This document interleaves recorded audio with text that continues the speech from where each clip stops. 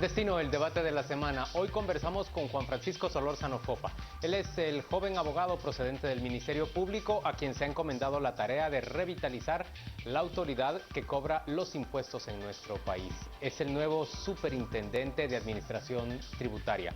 Acompáñenos a conversar con él. El 9 de marzo, el presidente Jimmy Morales realizó uno de los nombramientos más esperados de su administración: el nuevo superintendente de Administración Tributaria. Los últimos jefes de la SAT están en la cárcel por malos manejos en la institución. Por eso, la designación del nuevo superintendente tenía una trascendencia inusitada. Hace casi un año que la SAT no tenía cabeza. Juan Francisco Solórzano Fopa fue la sorpresa del presidente, que llena a muchos de esperanza, aunque aseguran que la tarea que tiene por delante es bastante complicada. Después de lo que ha ocurrido, de superintendentes, intendentes y casi todas las posiciones del alto funcionariado de la SAT en la cárcel, ligados a procesos penales por corrupción y demás delitos, pues lo que recae sobre el señor Solórzano Fopa es una enorme expectativa y una buena dosis de esperanza. El desafío es doble para él. Si normalmente la posición de superintendente de Administración Tributaria es difícil, él la tiene doblemente difícil. Juan Francisco Solórzano Fopa no es economista o contador, es abogado, y su carrera no ha sido precisamente en el ámbito de la recaudación tributaria, pero sí ha estado cerca de estos temas, ya que como fiscal del Ministerio Público se dedicó a trabajar, a combatir estructuras de defraudación fiscal. De hecho, fue parte de las investigaciones en los casos de La Línea y los cigarreros. El presidente cree que con Solórzano Fopa, de 32 años, la SAT será eficiente para recaudar impuestos y se convertirá en una institución honesta y transparente. Pero para llegar a estos objetivos, tiene varios obstáculos y necesita algunos consejos para salir adelante. Sí que tiene desafíos importantes. Por ejemplo, uno podría pensar que no tiene un equipo ya articulado dentro de la SAT. Tiene que ser muy cuidadoso. Ahí hay que decirle que se deje apoyar por la CICIG, por el Ministerio Público, investigar quiénes van a ser su equipo de intendentes, quiénes van a ser los gerentes de la SAT. Y el mejor consejo que se le podría dar al nuevo superintendente es que en las áreas que son su fuerte, que es en la investigación, más en el ámbito penal, él viene de trabajar del Ministerio Público, pues que aplique su honorabilidad, que aplique su probidad y su experiencia. En las áreas donde él posiblemente no tenga tanta experiencia, pues hay centros de investigación, hay centros de pensamiento en donde podemos ofrecer algunas recomendaciones y que se deje aconsejar, que use su criterio, pero que se deje aconsejar en aquellos elementos que no son su especialidad. No solo es limpiar la casa, es llegar a la meta de recaudación tributaria, que en los últimos años ha sido inalcanzable. También es levantar la moral tributaria de los guatemaltecos, que cada vez más está al ras del suelo, debido a que ven cómo mandos altos, medios y bajos de la superintendencia benefician con evasiones millonarias a empresas. Y no solo eso, también les hacen devoluciones de millones de quetzales. Pero por si fuera poco, el próximo año Solórzano Fopa estará involucrado en una reforma fiscal que ya está en la mente del gobierno. El año entrante, ya con, digamos, algunos deberes hechos, entrar a ver si realmente se necesita modificar algunas tasas, también modificar algunas reglas para, por ejemplo, subir fuertemente la cobertura de seguridad social, que es uno de los grandes, o cómo el Estado genera recursos propios con la explotación de recursos naturales o con la explotación de empresas estatales. El Consejo Económico y Social ya hizo una resolución específica llamando a un nuevo pacto fiscal. Hay unas iniciativas de la Comisión de Visión País del Congreso. Creo que hay cierta convergencia. Lo que tenemos que es encontrar una articulación. No es una discusión exclusiva del gobierno, del Ministerio de Finanzas, creo que es una discusión de la sociedad civil que se debería hacer sobre números reales y sobre datos reales. Juan Francisco Solórzano Fopa tiene un horizonte complicado en la SAT. Estirpe para buscar justicia tiene. Su padre y su madre son querellantes adhesivos en distintos procesos de violaciones a los derechos humanos y además Es nieto de la gran escritora Alaide Fopa Faya, desaparecida en 1980. Le damos la bienvenida al superintendente de Administración Tributaria. Gracias por acompañarnos, señor Solórzano Fopa. Claudia Méndez arranca con la primera pregunta. ¿Cuál es el desafío con el que asume la SAT? ¿Mejorar la recaudación de impuestos o depurarla? ¿Qué es primero? ¿Cuál es su prioridad? Yo creo que lo primero es ganarnos la confianza de los contribuyentes. Eso es lo fundamental. Obviamente, eso se va a lograr a través, primero, yo creo, de una reorganización de la SAT. No podemos hablar de una depuración total, sino yo le llamaría reorganización y realce de los buenos trabajadores y de las personas honradas que están dentro de la SAT, y que es necesario premiar su trabajo y su conocimiento y el esfuerzo que han puesto en la SAT por sacarla adelante, con un ascenso o con un nombramiento a los puestos técnicos, los puestos donde se debe tener además personal que sepa realizar su función. Sí. Buenas noches. Bueno, usted no viene del ámbito de la economía ni de la auditoría, sino que es abogado. ¿Cómo se acompaña usted para suplir, digamos, esa área que no es su expertise principal? Yo creo que todas las instituciones deben ser una mezcla de competencias y de, en este caso, personas que aporten distinto tipo de experiencias y conocimientos para un mismo fin. Ese va a ser el caso de la SAT. Necesitamos tener un equipo multidisciplinario que abarque las distintas ramas que tiene que ver la SAT, porque nosotros dentro de la SAT tenemos en realidad una gran cantidad de contribuyentes que de forma voluntaria están yendo a pagar sus impuestos, que están cumpliendo con sus obligaciones tributarias, y a esos contribuyentes hay que de alguna forma asignarles el personal adecuado, hay que tomar las medidas que permitan acercarnos hacia esos contribuyentes, que permitan facilitarles la labor de tributación. Hay otra área que ya es un área enteramente de fiscalización, donde revisamos algunos de estos contribuyentes y en realidad lo que nos están reportando es lo que deberían estar contribuyendo. En los que detectamos que no, pues se les da otro trato especial, y para eso entonces está la Intendencia también de Asuntos Jurídicos, que ya entra, pues sea con procesos administrativos o con procesos penales, que es la última instancia. Entonces la SAT es la suma de distintas etapas y de distintos procesos donde es necesaria sin duda alguna la conjunción de todos esos conocimientos. Entonces se van a nombrar en cada una de las áreas personas especialistas en el ramo. Y obviamente yo también me haré acompañar pues de personas de mi confianza que me asesoren en algunos temas específicos que son necesarios también ver en la SAT, ¿verdad? La economía mundial nos puede afectar en la cantidad de tributos que recaudamos, y esos son temas pues que necesitaré de economistas que me auxilien y que se puedan hacer los estudios necesarios para tratar en la medida de lo posible de prever estas situaciones, pero todos sabemos que la economía mundial pues es algo muy difícil poder prever la fluctuación de algunos precios de bienes o servicios, ¿verdad? Entonces todo esto tendremos gente especialista en cada una de las materias. ¿Qué responde a quienes perciben o rumoran que precisamente su formación da lugar a que se piense que va a perseguir a quienes sí pagan impuestos, pero que poco se va a hacer respecto a quienes no pagan, evaden o eluden? Definitivamente hay dos grupos, digamos, que están evadiendo impuestos. Aquellos que sí reportan a la SAT, pero no están reportando todo lo que deberían de contribuir o de pagar sus impuestos. Y está el grupo que es mayoritario, que está por fuera, digamos, de la economía formal y que además no reportan a la SAT pues ningún tipo de tributo, ¿verdad? Ese ha sido el grupo que por lo general pues muchas de estas personas dicen qué se va a hacer para llegar a este segmento de la población que no está tributando. Y sinceramente ese es un segmento bien difícil, eso es una realidad, es sacar a las personas de la economía informal hacia la economía formal es algo que no es necesariamente tarea únicamente de la SAT.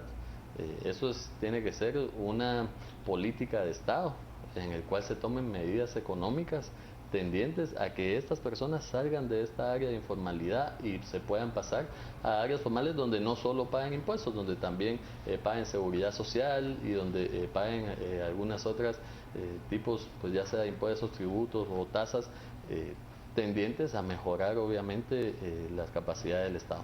Déjeme preguntarle por un segmento específico. Los ganaderos.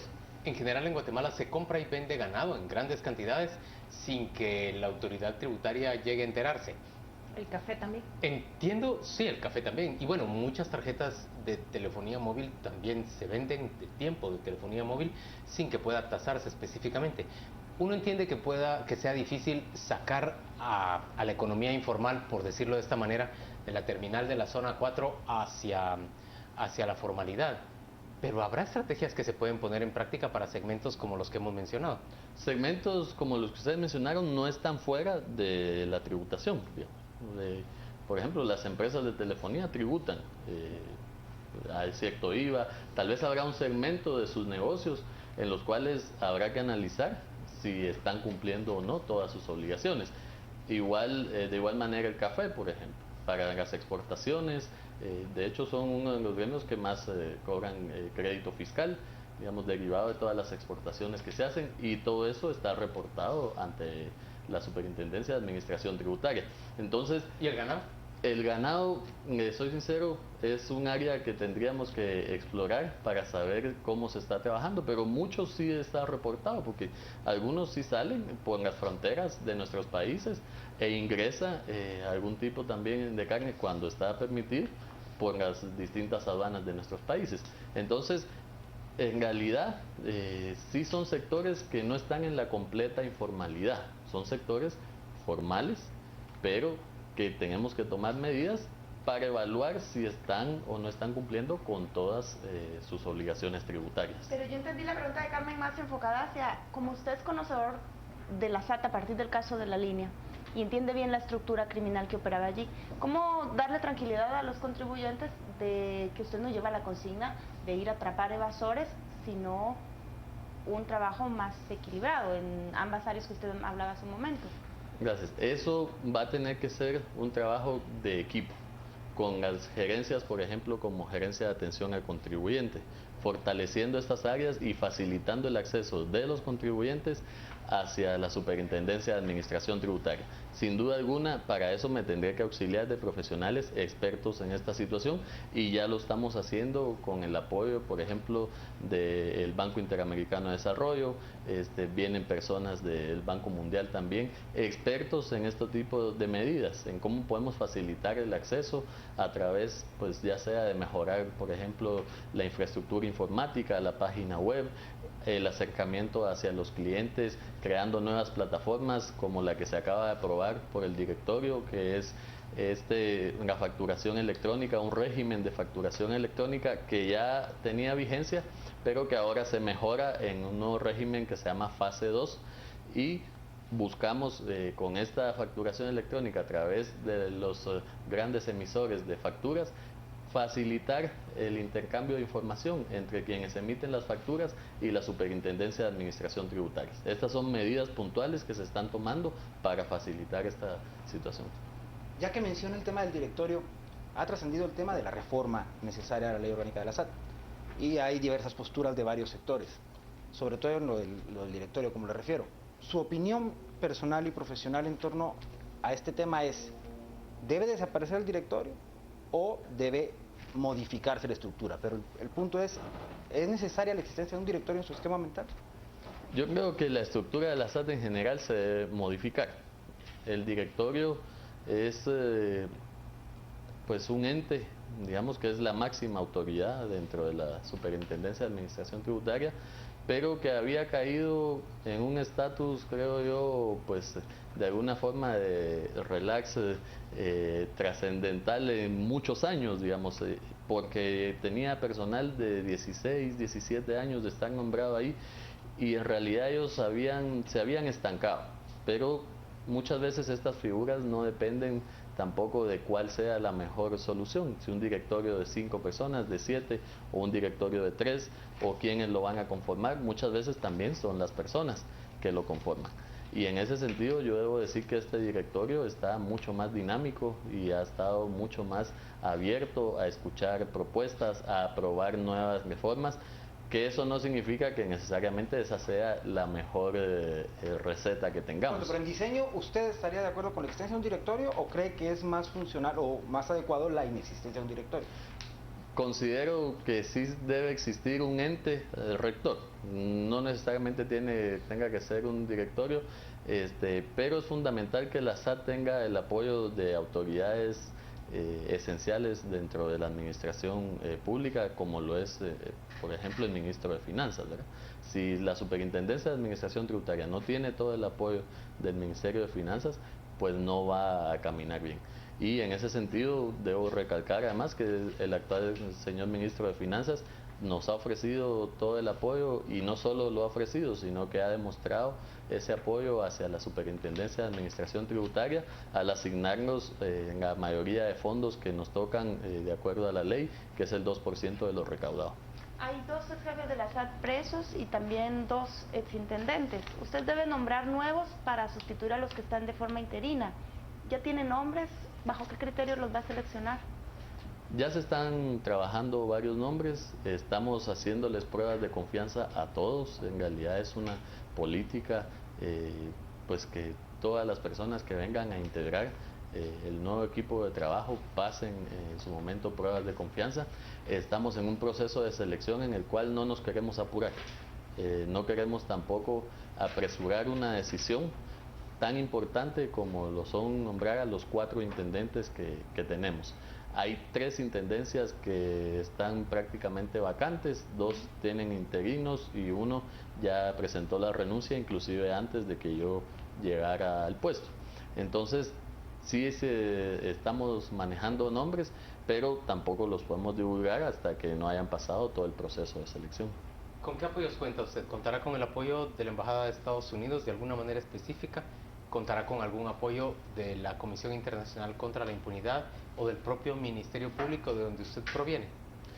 Yo creo que contamos con el apoyo de todas las personas o entidades, mejor dicho, que usted ha mencionado y más.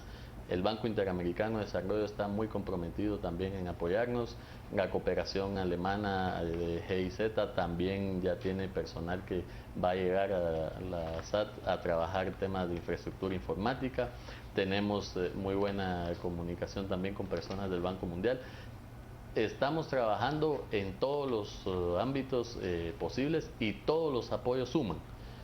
Se nos han acercado varias instituciones públicas a apoyarnos y a que hagamos acuerdos de intercambio de información que permitan también fortalecer la SAT y fortalecer algunas otras administraciones públicas. Esto es fundamental, que yo creo que el Estado y en general pues las entidades que comprenden al Estado han entendido la necesidad de fortalecer la SAT en la medida en la que ellos también necesitan fondos para poder ejecutar y llevar a cabo todos sus proyectos.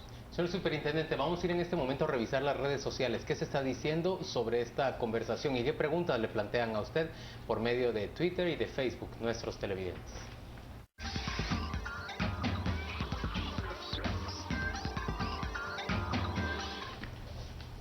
La pregunta es, ¿qué medidas se deben tomar para hacer eficiente y transparente la labor de la Superintendencia de Administración Tributaria? Y vea usted las respuestas que encontramos. Wendy Anavisca nos dice, hay que educar, enseñar cultura tributaria, explicar respecto de los delitos y las consecuencias de la evasión. Carlos Estrada, Carlos Conca, nos dice, la reforma fiscal impuesta por el anterior gobierno no funcionó. Deberíamos regresar a las planillas para recuperar el IVA que los empresarios no tributan cuando ya nadie pide facturas. Asimismo, retomar la tasa impositiva del impuesto sobre la renta que tenían las empresas. Esa fórmula sí funcionaba. ¿Para qué cambiar? Considérelo. Le preguntamos concretamente este último punto, el que le plantea Carlos. La reforma fiscal desarrollada durante la legislatura anterior y el gobierno de Otto Pérez Molina parece haber fracasado en su objetivo de recaudar más impuestos para el Estado. ¿Usted tiene una explicación para ese fracaso notorio? Yo creo que es un tema también institucional en la SAT. No va a haber reforma fiscal que funcione si no se retoma o revitaliza la SAT y el trabajo que hacen sus trabajadores. Ninguna reforma fiscal va a funcionar si la SAT era dirigida por personas vinculadas con el crimen organizado o que estaban de alguna forma comprometidas con intereses de algún tipo. Entonces, usted nos está diciendo, antes que una reforma, lo que necesitamos es una autoridad tributaria capaz de cobrar los impuestos. Sin duda alguna, nosotros tenemos que ganarnos la confianza de los contribuyentes. Nadie en la población va a querer pagar impuestos si no tiene la certeza de que la autoridad tributaria está haciendo buen uso de las facultades que tiene y que sus gobernantes están haciendo un buen uso del dinero que están pagando. Yo creo que en ese sentido lo que toca es fortalecer la SAT, crear las bases para también tener la capacidad para poder recaudar. Porque, inclusive le digo, hay medidas para las que posiblemente no estemos preparados desde ya para poderlas afrontar. Entonces, esto nos pasa muy recurrentemente con nuevos impuestos que intentaron en su momento imponer a través de distintas normativas, y sin embargo la SAT no estaba listo para ir a fiscalizar esas nuevas líneas de negocios o tasas que se impusieron. Vamos a ir en este momento a una pausa comercial, volvemos dentro de muy poco con esta edición de Destino, el debate de la semana. Ya venimos.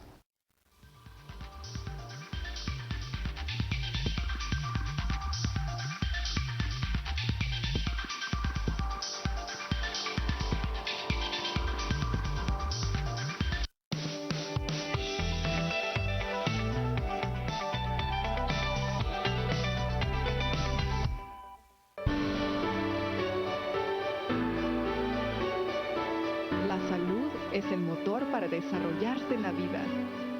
Nuestros pacientes y amigos viven sus sueños, realizan sus actividades con pasión. La salud nos permite vivir motivados, ver crecer a nuestros hijos y disfrutar de la vida en el país de la eterna primavera. Centro Médico, pasión por la vida.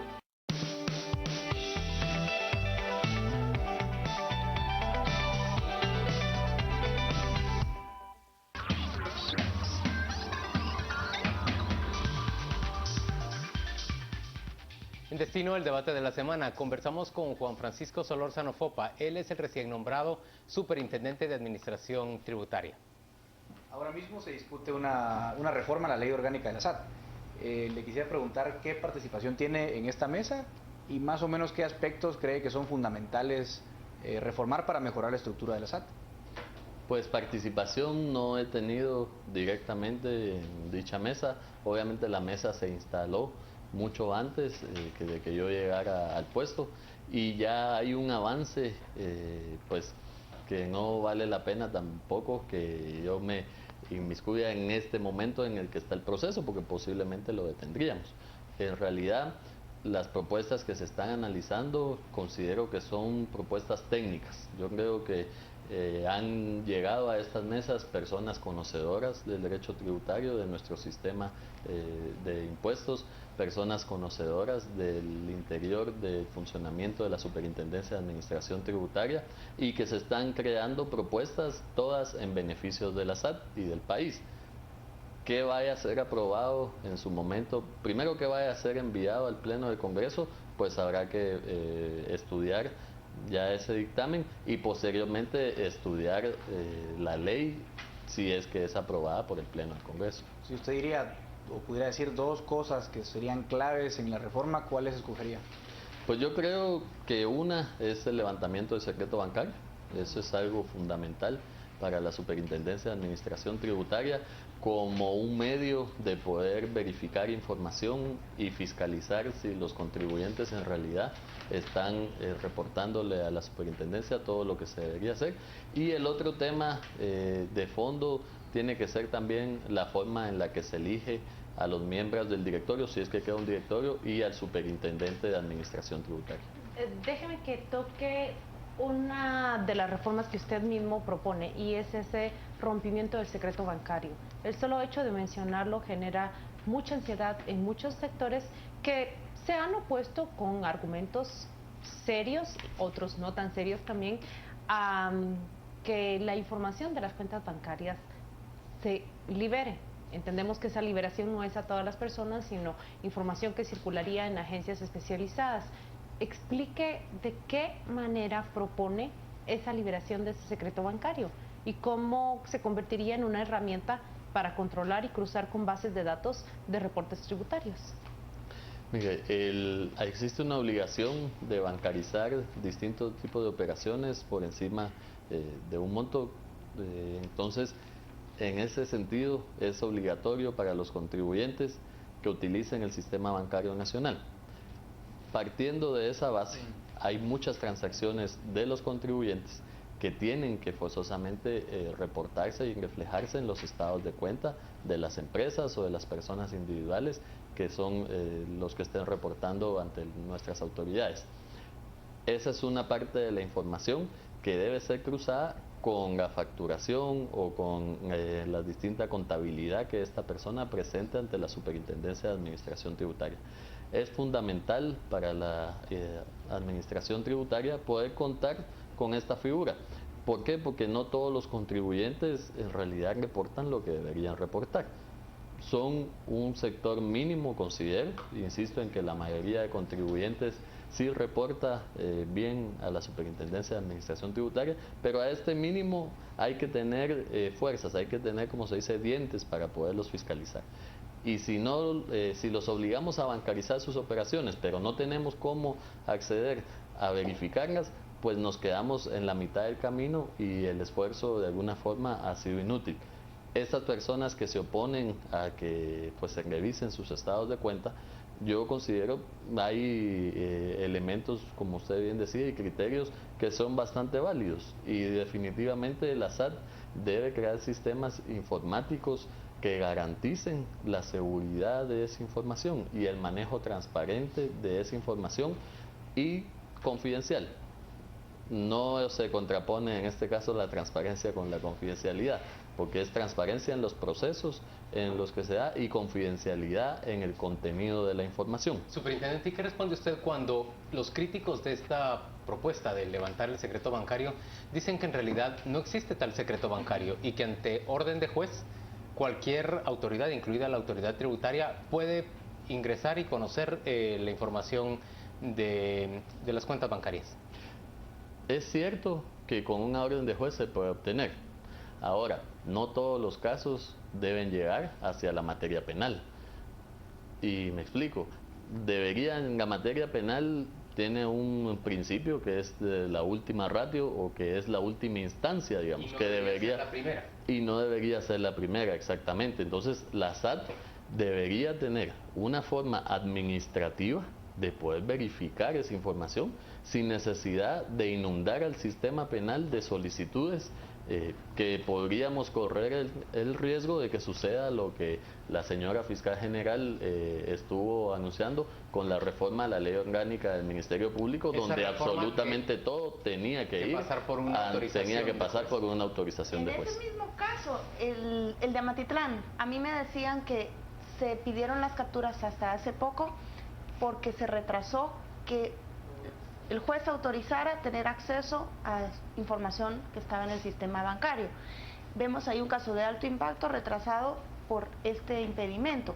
Pero ¿cómo garantizar que la SAT, una vez tenga acceso a eso, sin acudir ante el juez, no se filtre información, no sea utilizada por el crimen organizado incluso para vulnerar a los contribuyentes al tener acceso a datos tan sensibles? Eso obviamente va de la mano de la credibilidad que tiene que ganar la SAT como institución. O sea, ¿usted diría que es el momento todavía para hablar de esto? Yo pienso que es el momento normativo para hacerlo. Y hay distintos tipos de momentos, digamos. El momento normativo me refiero al momento en el cual la coyuntura pide fortalecer a la SAT a través de la creación de normas o la legislación, en este caso, que nos permita acceder de una forma expedita a esa información. Ahora, esto va a llevar un proceso técnico a lo interno de la SAT, donde vamos a tener que tomar ciertas medidas para blindar esta información y que, como usted bien dice, esto no suceda. Es importante hacer ver que ya hay instituciones que tienen información de este tipo y que se manejan. La Intendencia de Verificación Especial lo hace y esa información no ha sido filtrada, esa información se ha mantenido con estándares de seguridad y nosotros esperamos poder hacer exactamente lo mismo, pero con una finalidad distinta, con la finalidad de verificar si se están pagando o si se están declarando todos los impuestos. Licenciado, hablando sobre recaudación, ¿está usted de acuerdo con el acuerdo de recaudación para este año fiscal o piensa cambiarlo o renegociarlo? Yo considero que es un acuerdo que no, digamos, no debería ser cambiado a estas alturas. Estamos hablando de que ya va a terminar, ya está finalizando el mes de marzo. Y en realidad eso es digamos, ese monto de 53.780 millones es lo mínimo que necesita el Estado. Nosotros tenemos que hacer nuestro mejor esfuerzo para tratar de llegar y alcanzar ese monto. Como institución, aunque hemos ido creciendo un 2% aproximadamente el mes de enero y febrero con relación a la recaudación de los mismos meses del año pasado,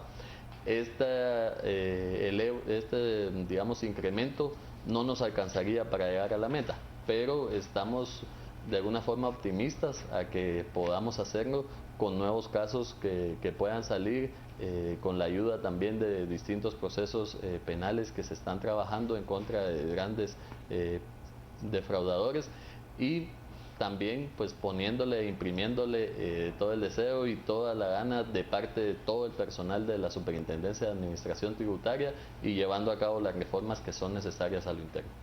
Licenciado, dentro del marco del juicio de la línea ha trascendido las declaraciones de ECO, en las cuales se hace referencia a una empresa argentina, en particular de la provincia de Córdoba, y un intento que se ha manejado en medios que hubo en su momento para una contratación con SAT en ese sentido. Dentro de su gestión, ¿han evaluado el hecho de tercerizar de alguna forma, de contratar mediante la tercerización de alguna forma algún servicio, obviamente tal vez en un marco normativo adecuado, pero ustedes han evaluado la tercerización de servicios dentro de la SAT? No descartamos del todo la tercerización de servicios, pero para algunos sectores muy específicos donde posiblemente la SAT no tenga la tecnología o la capacidad de poderlo hacer. Pero esas son decisiones que tendremos que evaluar muy bien. Ahora, no podemos, sin duda alguna, tercerizar toda la administración tributaria, que yo entiendo era lo que se pretendía con anterioridad, y a eso sí nos oponemos en este caso y consideramos además que las líneas de acción son completamente distintas. Estamos para fortalecer la SAT. Pareciera que en el pasado la intención era debilitarla a propósito con el fin de justificar la contratación de un tipo de empresa de este tipo, pero eso no va a ser el caso. Ahora, en algunos tributos muy especiales donde posiblemente necesitemos adquirir otro tipo de tecnología para poder verificarlo o alguna otra situación así, habrá que analizarlo. Licenciado, cuando usted habla siempre en primera persona plural, estemos, hagamos. Si todavía está construyendo su equipo, ¿a quién en concreto se está refiriendo? ¿Con quién ha hecho usted estos análisis y estas reflexiones? Yo cuando hablo en plural me refiero a los 4.500 trabajadores de la SAT. Es imposible que yo solito, llegando al puesto de superintendente de administración tributaria, pueda llegar a la meta. Se necesita el esfuerzo de todos y todas las trabajadoras de la institución para poder alcanzar pues nuestro objetivo. Entonces, somos un equipo de trabajo, tenemos que ser un equipo de trabajo desde ya. Obviamente, posiblemente se incluirá gente nueva y saldrá la gente que tenga que salir. Eso definitivamente. Es decir, usted está partiendo de la premisa de que ya hay una identificación con su línea de trabajo y con sus objetivos. ¿Ya lo socializó usted con el personal de la SAT? Hemos estado trabajando ya con bastante personal de la SAT en conjunto. He ido a hacer visitas a ya varias de las dependencias de la SAT. He tenido la oportunidad de entrevistarme con los trabajadores que así me lo han solicitado. Les he manifestado que tengo una política de puertas abiertas y he tratado de contestarles el 100% de los correos que me mandan, atender a todos los trabajadores que pueda hacerlo, obviamente dentro de la medida de lo posible porque es una tarea bien difícil, pero insisto en que esto es un trabajo de equipo. Esto es un trabajo de grupo. Comercial, háblenos de aduanas y devolución de crédito fiscal. Dos aspectos que son críticos en la administración tributaria. Aduanas, ¿qué piensa hacer en el corto plazo para desbloquear y para permitir que fluya la mercadería? En aduanas tenemos que, para empezar, hay que inyectar un poco de personal. Hemos estado escasos a raíz, pues, de obviamente los operativos de la línea, donde mucho personal técnico que estaba involucrado o que presuntamente pueda estar involucrado en estos casos, pues fue enviado a prisión. Después de esto, además, hubo mucho personal también que presentó su renuncia, y para cubrir a este personal nosotros vamos a lanzar una convocatoria agresiva y pública para reclutar buen personal, personal comprometido, personal joven, profesional, que quiera ir a aportar sus conocimientos a la SAT, que pase todo el proceso de reclutamiento, pruebas de confiabilidad, estudios socioeconómicos para establecer sus finanzas, y que a raíz de todo esto pues ya podamos inyectar más personal. Esa es una línea. ¿Para auditores y abogados? No necesariamente. Para el tema de aduanas se puede trabajar otro tipo de profesiones. Por ejemplo, las aduanas son sistemas que se deben automatizar, y en la automatización de los procesos muchas veces es fundamental contar con personas como ingenieros de distinta índole, desde ingenieros industriales, civiles, hasta informáticos, que nos puedan ayudar en toda esta labor. Y no estoy diciendo que solo ingenieros vayamos a contratar, ¿verdad? Pero es un equipo multidisciplinario donde cada quien puede aportar a esta labor. ¿Y en devolución de crédito fiscal? En devolución de crédito fiscal vamos a fiscalizar, valga la redundancia, pues las devoluciones que se están haciendo, a verificar qué es lo que se ha hecho. Tenemos una cola de más de 2.300 expedientes de devolución de crédito fiscal, tenemos más de 2 años y medio aproximadamente de atraso en la resolución de estos casos. Entonces también ahí tenemos que verificar qué medidas vamos a poder tomar. La primera medida que estamos tomando en este caso pues ha sido cambiar al gerente de contribuyentes especiales grandes, que era donde se hacía la revisión de la mayoría de devoluciones o de expedientes que ameritaba la devolución de crédito fiscal, y donde están los más importantes contribuyentes. ¿Sustituir a esa persona por otra? Se está sacando a esa persona de la institución y de hecho se está nombrando a una persona interna también, que está saliendo de las mismas bases de la Superintendencia de Administración Tributaria, con la calidad moral y el trabajo y la capacidad que ha demostrado durante todos sus años dentro de la administración tributaria, y con eso esperamos dinamizar también el proceso de fiscalización. Tenemos que revisar medidas que se tomaron en el pasado, hace muy pocos meses, como por ejemplo la concentración de todas las devoluciones de créditos fiscales en la gerencia de contribuyentes especiales medianos. Y ahí en esta gerencia ahora pues se están trabajando todas las devoluciones, sean contribuyentes grandes o medianos. Entonces tenemos que ver ese tipo de medidas, qué vamos a hacer para contrarrestarlas y cómo podemos también inyectar agilidad. Señor Superintendente, vamos a ir a revisar en ese momento redes sociales y vamos a preguntarle a usted algo de lo que nuestros televidentes le están cuestionando.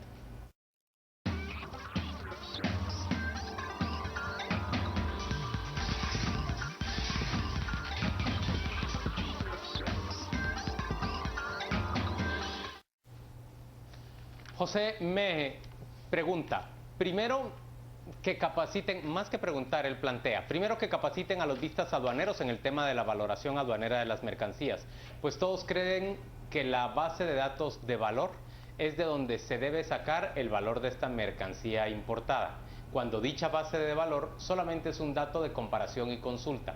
Cuando se ha aprobado el precio realmente pagado o por pagar, ya no hay ningún método alternativo para usar. Hugo Fuentes nos dice, hay que hacer una reingeniería en el personal.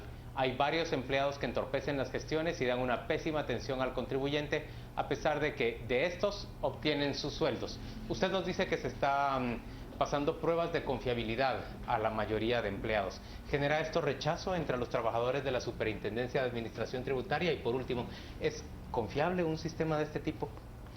Yo creo, y he palpado en el poco tiempo que estoy, que no hay resistencia a este tipo de medidas. Por el contrario, muchos la han pedido voluntariamente que se les aplique.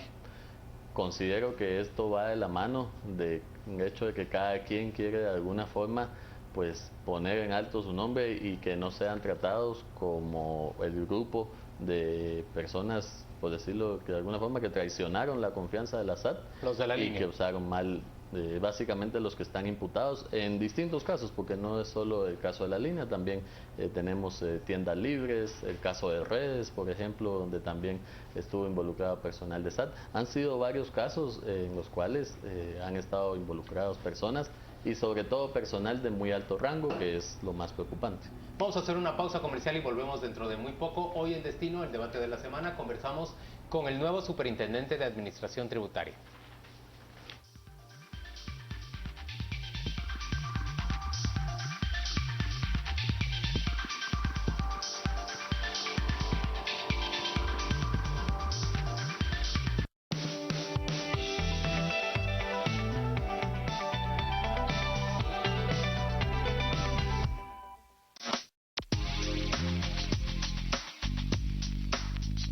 Body Crunch es simplemente magnífico.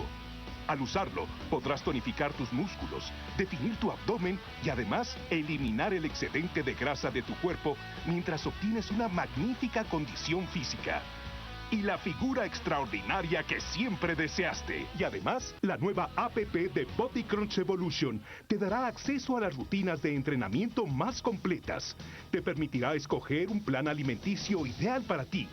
Llevará un control preciso de tus avances e incluso te deja compartir tus logros en tus redes sociales. Es como tener un entrenador personal en tu celular. Y ahora evoluciona al convertirse en el mejor aparato integral 2 en 1. Y hoy puede ser tuyo a un precio espectacular y con un 30% de descuento. No esperes más y llévatelo hoy. Llama ya.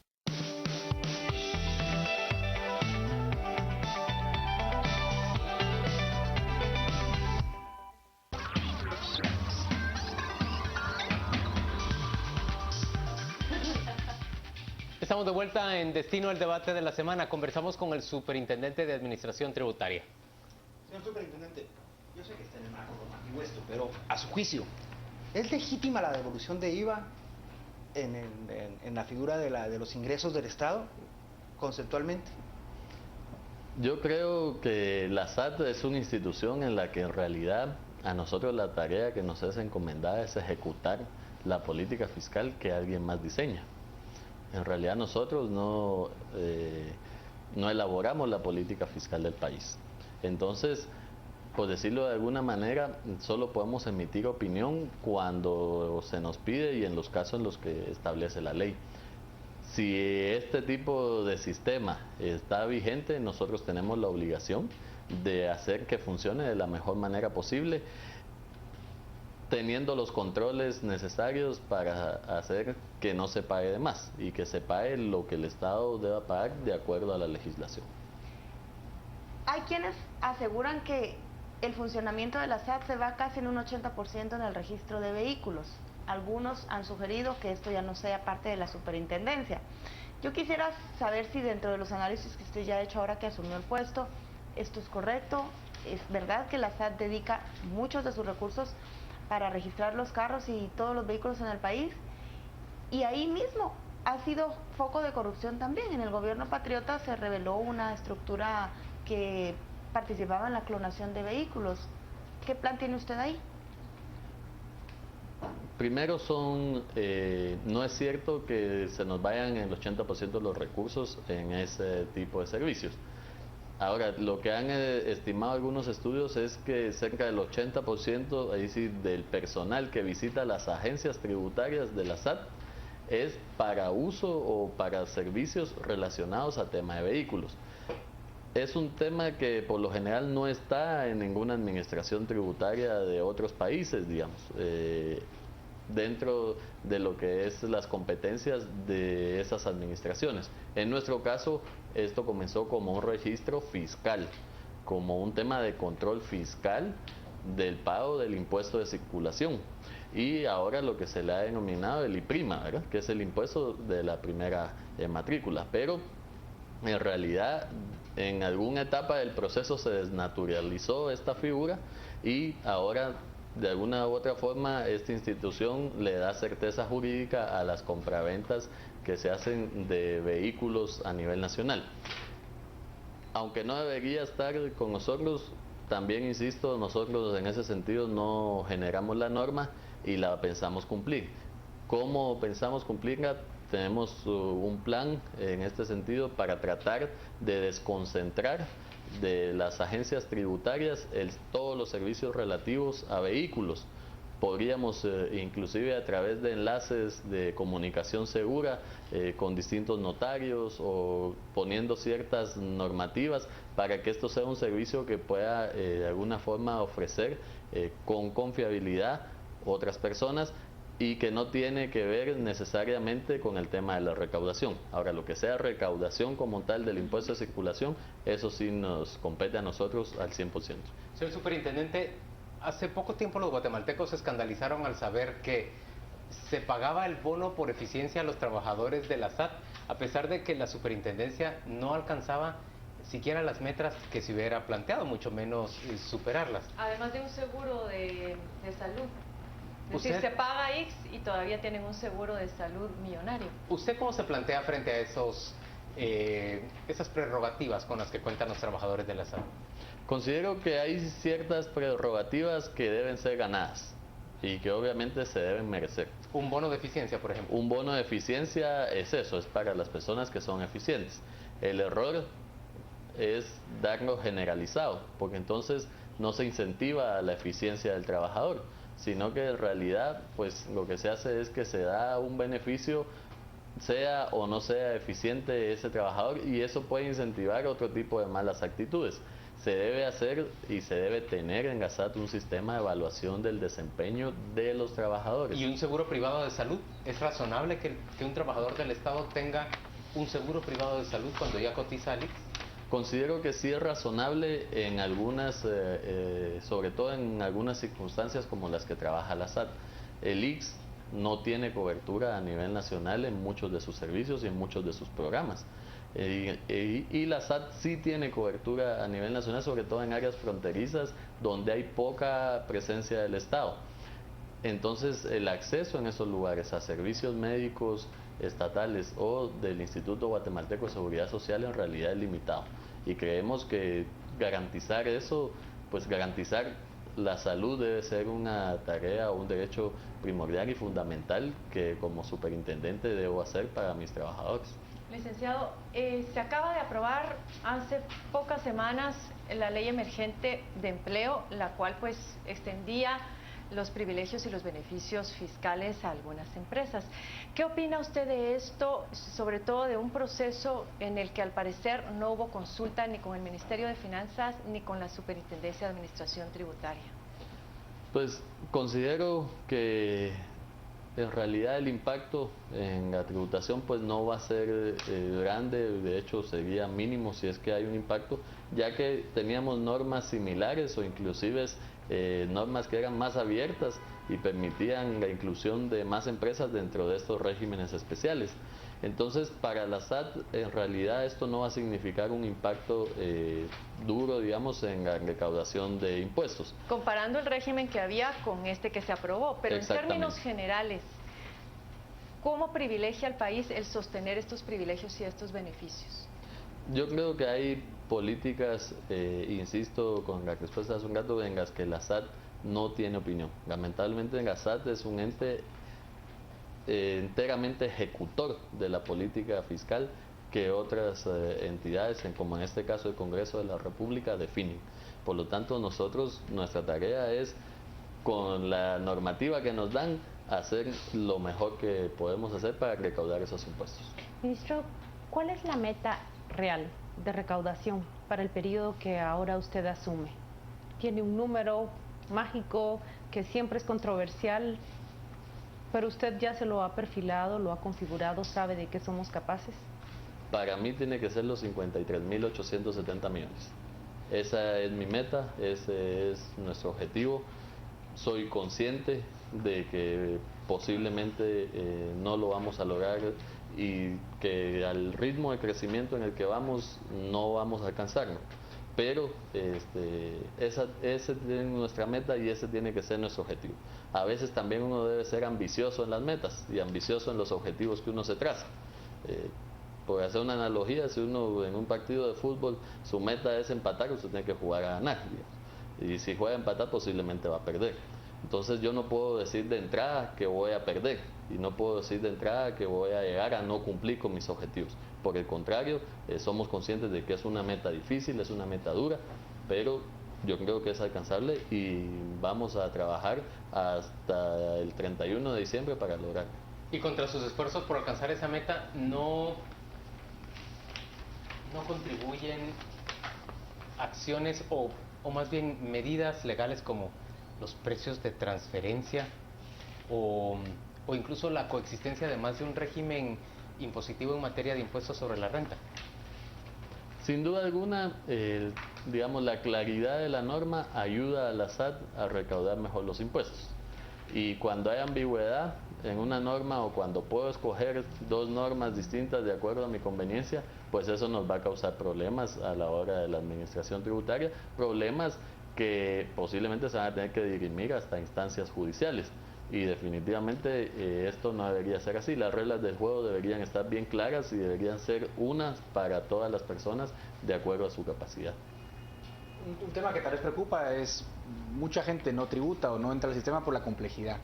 Está en las manos de la SAT facilitar dentro del marco normativo que tenemos la afiliación a la SAT o al pago de impuestos. ¿Hay algo que pueda hacer la SAT al respecto en el corto plazo? Tenemos que hacerlo y creo que podemos hacerlo. Una medida que habrá que analizar y que tenemos que ver normativamente sea posiblemente eliminar el número de NIT. El número de NIT en realidad es hoy por hoy pues un número adicional, un registro adicional que se creó en su momento por la duplicidad que podía existir de números de cédula. Sin embargo, desde que tenemos un CUI para las personas naturales y hay un registro de las personas jurídicas donde también se lleva un número, en este caso, podemos sustituir por decirlo de alguna forma, este paso, digamos, para llegar a la administración tributaria. Entonces, vamos a trabajar los contribuyentes con nuestro número de DPI, con nuestro CUI. Así es, y de hecho ahí la norma cuando fue pensado, la implementación del número de CUI, se pensó también en la inclusión y la estandarización de muchas bases de datos.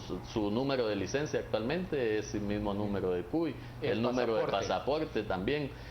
En algún momento me estoy metiendo a otros temas, pero la afiliación, por ejemplo, del Tribunal Supremo Electoral, digamos, son cuestiones que no necesariamente deben existir. El número de NIT hoy por hoy, o ir a obtener el número de NIT al RTU, al Registro Tributario Unificado, en realidad es un paso innecesario, porque desde que a usted le dan su DPI en el RENAP, usted ya es una persona apta para un contribuyente. Es más, desde que nace, porque el CUI se lo dan desde el momento en el que usted es inscrito a su nacimiento.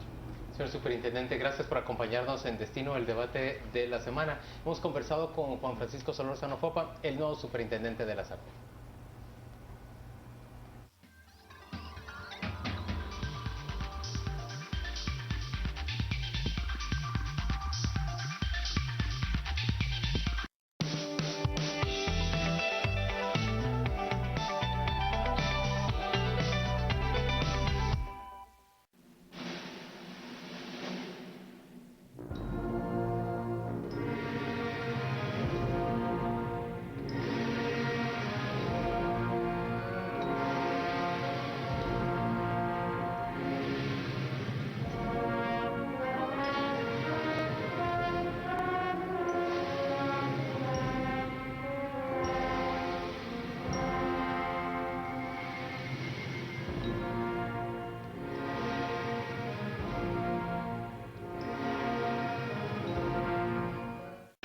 Pelea esta semana en Contrapoder. La 2 quiere hablar, pero los fiscales no quieren oírla. Roxana Valdetti celebró 2 reuniones con la fiscalía y lo hizo con intenciones de colaborar.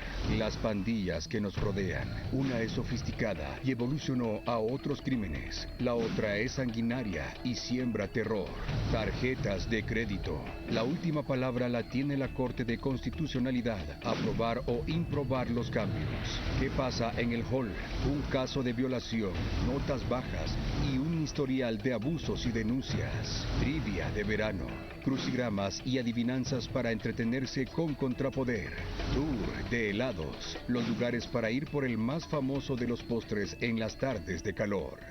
Esta semana en Contrapoder, enfoque, criterio, análisis. Búsquela en tiendas de prestigio o suscríbase al 2222-8722. Descargue la versión electrónica en Google Play O descárguela digitalmente por iTunes.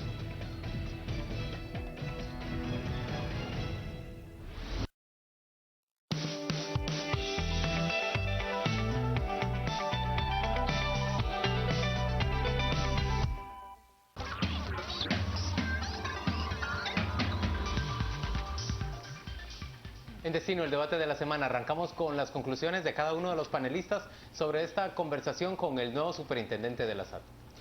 Bueno, yo tengo varias cosas interesantes. Yo creo que en general el perfil de él es particularmente de especial atención porque no viene ni de la economía ni de la auditoría, con lo cual uno entiende que el foco o la prioridad que se da a SAT es ordenar la casa, sacar estructuras criminales que hay internas.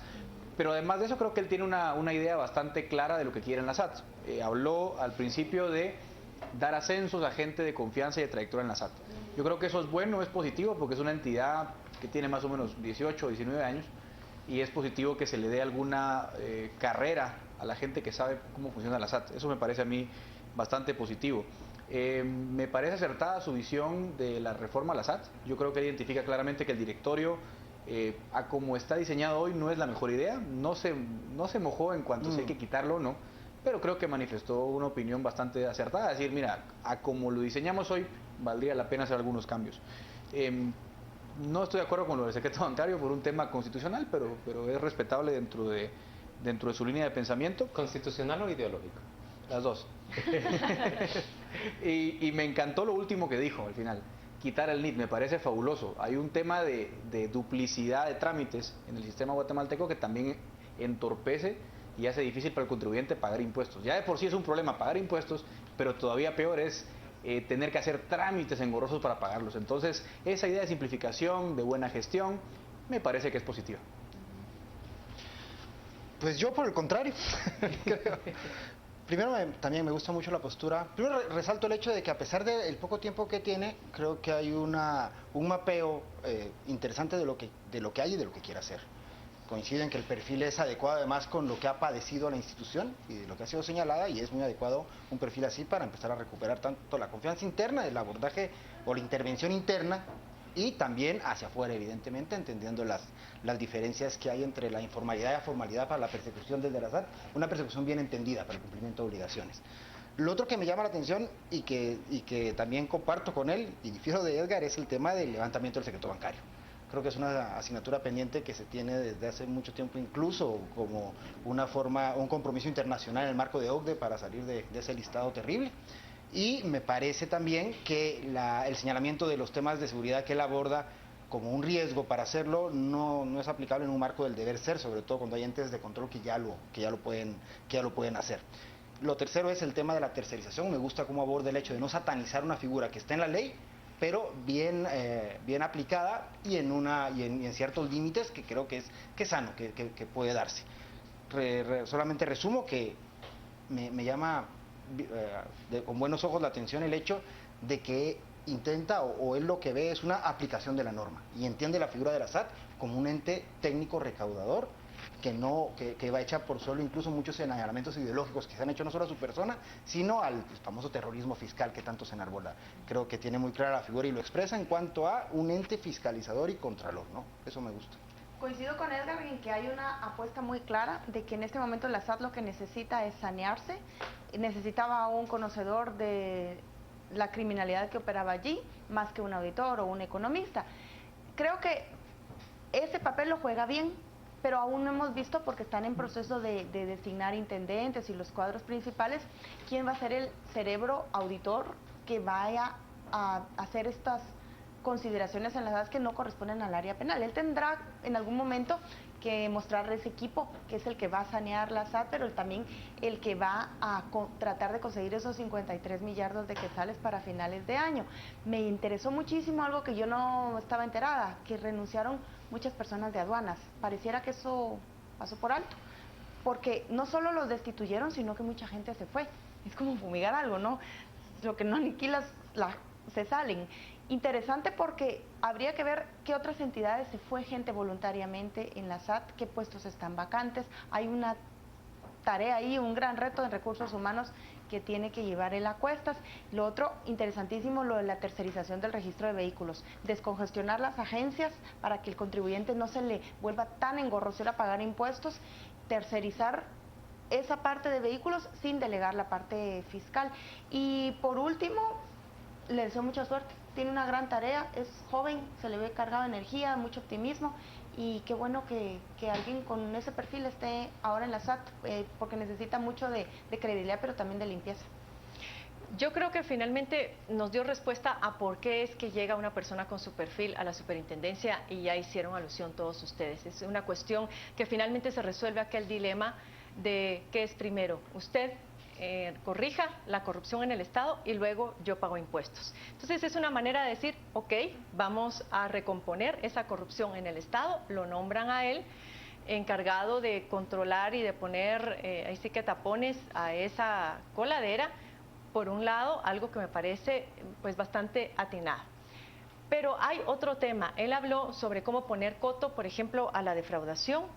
Habló incluso de la necesidad de ampliar la base tributaria, habló de esto de la facilitación en los trámites para el pago de impuestos, pero hay otro reto que para mí es fundamental, que también da respuesta a esa pregunta de por qué una persona llega con ese perfil a la SAT, y tiene que ver con el contrabando. Acá tenemos serios problemas de defraudación, pero yo creo que nuestro mayor problema es el contrabando, y para poder controlar todos los puntos ciegos que hay en el país, ahí va a necesitar apoyo ¿de quién? Del Ministerio Público y del Ministerio de Gobernación. Entonces, a mí me quedan, digamos, por lo menos dos razones muy claras de por qué es que él llega, y me satisface la manera en que respondió a nuestras preguntas, porque se ve que tiene dominio, que ha estudiado y que se ha preparado para asumir el cargo. Hay dos respuestas que me llaman a mí la atención del superintendente, y la primera es cuando debe priorizar sus tareas al frente de la SAT, o depurar la casa o mejorar la recaudación. Él responde tajantemente y sin dudarlo, yo tengo que recuperar la confianza. Y considero que el primer paso que se ha dado es en nombrar a alguien con el perfil que tiene Juan Francisco Solórzano para dirigir esta empresa prácticamente que se propone. Su segunda respuesta es ese número, 53 millardos. Lo tiene claro de que está cuesta arriba, de que muy probablemente no lo logre, y sin embargo recalca él que van a lograrlo o que harán todo por alcanzarlo. Creo que habremos de ver a lo largo del año, a medida que avancen los cuatrimestres, cómo se va midiendo el ministro en función de ese número mágico. Yo veo... Creo que ustedes han dicho ya lo más relevante sobre el nuevo cuadro que se encuentra al frente de la SAT. A mí me llama la atención que es otro cuadro más que sale de una institución grande del Estado como el Ministerio Público, y que llega a colonizar otra institución del Estado, en este caso la SAT. Ya lo hemos visto en el Ministerio de Gobernación. En términos generales, cuando una institución nacional tiene presupuesto, tiempo y carrera adentro de sus filas, logra generar cuadros que terminan siendo, en algunos casos, leales para el Estado, pero en la mayoría útiles en términos técnicos y de eficiencia para la administración pública. Piensen en el Ministerio de Guatemala, hay cuántos ministros de finanzas y cuántos cuadros para otras instituciones ha proveído. Eso es lo que está ocurriendo en este momento con el Ministerio Público, y el ejemplo del señor Solórzano Fopa es claro. Él sale del MP, en donde ha construido una carrera breve porque apenas tiene 32 años, pero ya sale a encabezar la autoridad tributaria del país. Muchas gracias por acompañarnos, le deseamos a usted una feliz noche y por supuesto le invitamos a ver a continuación Este Oeste y mañana desde muy temprano a las 5:45 la información en su canal antiguo.